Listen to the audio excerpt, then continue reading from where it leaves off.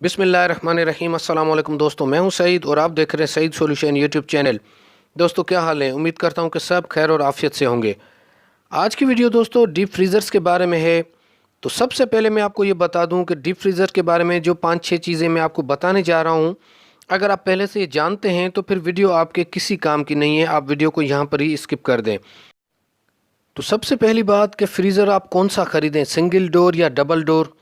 उसके बाद ये है कि किस कंपनी का ख़रीदें, बहुत सारी कंपनीज़ हैं।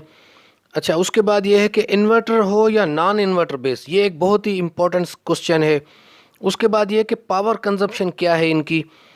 और उसके बाद अगर बिजली मौजूद नहीं है तो आप कम से कम कितनी प्लेट्स पर और किस इन्वर्टर पर चला सकते हैं, और क्या ये डायरेक्ट बैटरी पर चल सकता है। और पांचवी चीज़ ये कि ले जाते वक्त इसको किस पोजीशन में ले जाना चाहिए। ये एक आम आम सी बात है, लेकिन काफ़ी लोग इसमें गलती कर देते हैं जिसकी वजह से फ्रीज़र ख़राब हो जाते हैं, नए नए फ्रीज़र। और छठा ये कि कीमत के बारे में थोड़ी सी इन्फॉर्मेशन आपको दूंगा। तो चलें वीडियो को शुरू करते हैं। तो सबसे पहले बात कर लेते हैं दोस्तों, सिंगल डोर ख़रीदें या डबल डोर। तो उसमें बेहतर ये रहेगा कि अगर आप दुकान के लिए ख़रीद रहे हैं तो सिंगल डोर ख़रीदें, क्योंकि दुकान पर बार बार खोलने की वजह से उसकी कूलिंग जल्दी ख़त्म हो जाती है। तो अगर आप उसको हैवी मोड पर रखेंगे तो उसका ये फ़ायदा होगा कि जल्दी से वो अपने टेम्परेचर को मेंटेन कर लेगा। हाँ, अगर आप घर के लिए ख़रीद रहे हैं तो फिर डबल डोर आप ख़रीद सकते हैं। उसमें यह होगा कि एक में फ्रीज़र का ऑप्शन होगा आपके पास और दूसरे में रेफ्रिजरेटर का। अगर दुकान के लिए भी आप डबल डोर में ख़रीद रहे हैं और मैनेज कर सकते हैं तो इसमें भी कोई हर्ज नहीं है। दूसरी चीज़ दोस्तों कि आप किस कंपनी का फ्रीज़र आपको ख़रीदना चाहिए। तो याद रखें कि यहाँ वीडियोस में हम कितनी ही तारीफ़ कर लें या कोई कितनी भी तारीफ़ किसी चीज़ की कर ले तो वो उसका अपना ओपिनियन होता है। तो सबसे बेस्ट वे ये है कि आप खुद जाकर मार्केट विज़िट करें और चीज़ों को परखें। हाँ, आप हिंट ले सकते हैं, आप उन चीज़ों को नोट कर सकते हैं कि जो आपको हम वीडियोज़ में बताते हैं, लेकिन फ़ाइनल फ़ैसला आपने करना है, जिसमें आप क्या देखेंगे कि इसकी बिल्ट इन क्वालिटी देखेंगे।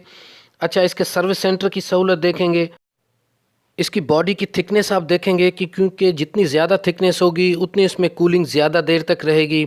उसके अलावा आजकल एक हायर इन्वर्टर में एक ऑप्शन आ रहा है सुपर कूल का, या फास्ट कूल या टर्बो कूल के नाम से मुख्तलिफ़ कंपनियों में आ रहे हैं ये ऑप्शन।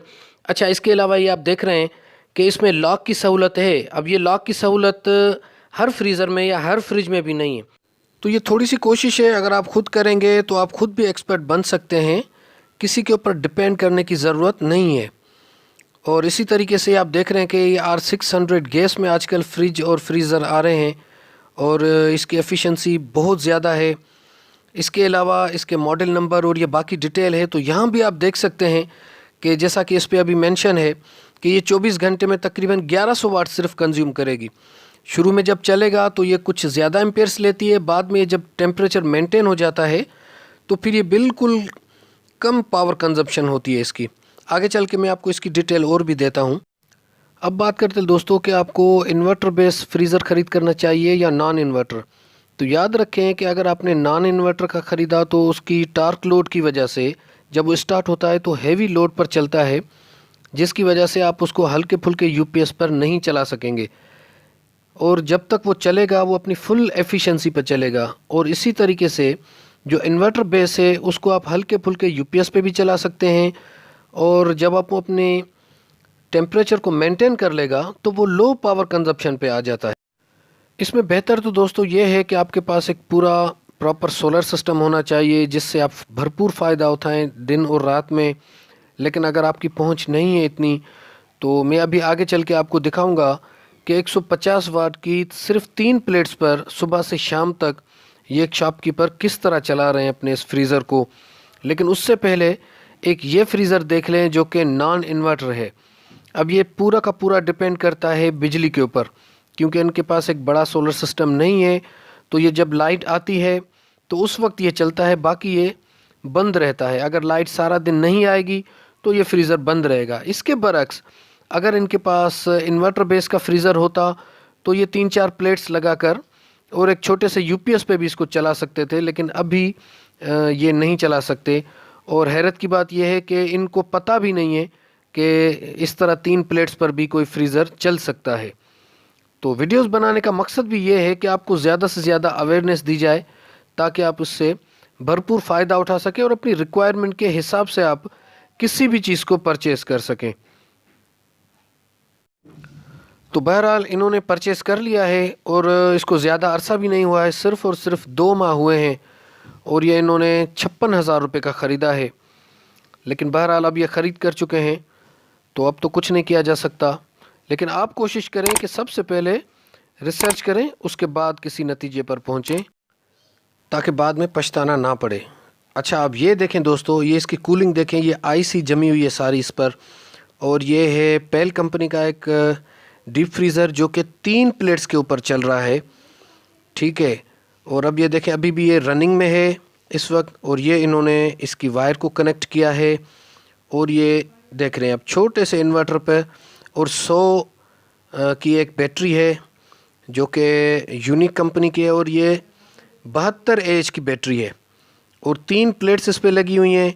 अच्छा, इसके साथ इन्होंने और कुछ भी नहीं लगाया, सिर्फ एक वोल्ट मीटर लगाया जो इनको शाम को बताता है कि बैटरी की पोजीशन क्या है, क्योंकि ये इसमें कोई चार्ज कंट्रोलर नहीं लगाया इन्होंने ताकि वो उसको ऑटो डिस्कनेक्ट करे। तो ये वोल्ट मीटर छोटा सा अभी आपने जो देखा, सिर्फ इससे ये चलाते हैं इसको और देख रहे होते हैं कि इस वक्त हमारी बैटरी की पोजीशन क्या है। तो मकसद कहने का है कि अगर इस तरह आपके पास अगर जब तक कोई सोलर सिस्टम की सोर्स नहीं है तो आप काम चला सकते हैं। अभी आपने देखी कि कितनी आइस जमी हुई है। और अगर पावर कंजप्शन की बात करें दोस्तों, तो ये स्टार्टिंग में तकरीबन 220-230 वाट उठाता है और उसके बाद जब टेम्परेचर मेंटेन हो जाता है तो ये तकरीबन 70-80 वाट तक भी आ जाता है। और ये अभी आप देख सकते हैं कि ये एक दूसरा फ्रीज़र है जो कि हायर कंपनी का है और इसमें आप बोतल में आपने आइस को भी देखा कि ये इतनी कूलिंग है इसमें, और ये भी इसी तरह एक छोटे से इन्वर्टर पर चल रहा है।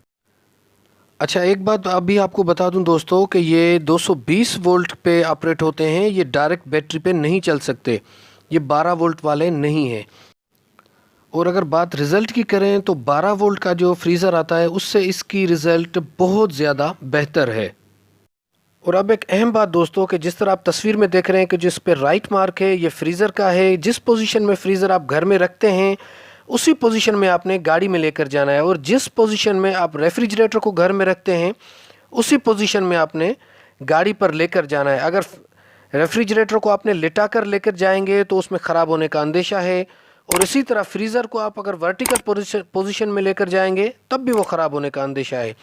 कीमत की बात करें दोस्तों तो ये 385 मॉडल 48,000 का है और इसके बाद जो 405 मॉडल है वो तकरीबन 53,000 रुपये का है। कीमत आगे पीछे हो सकती है। तो आज की वीडियो यहाँ तक थी। अपना बहुत सारा ख्याल रखिएगा, अपनी दुआओं में याद रखिएगा। अल्लाह हाफ़िज़।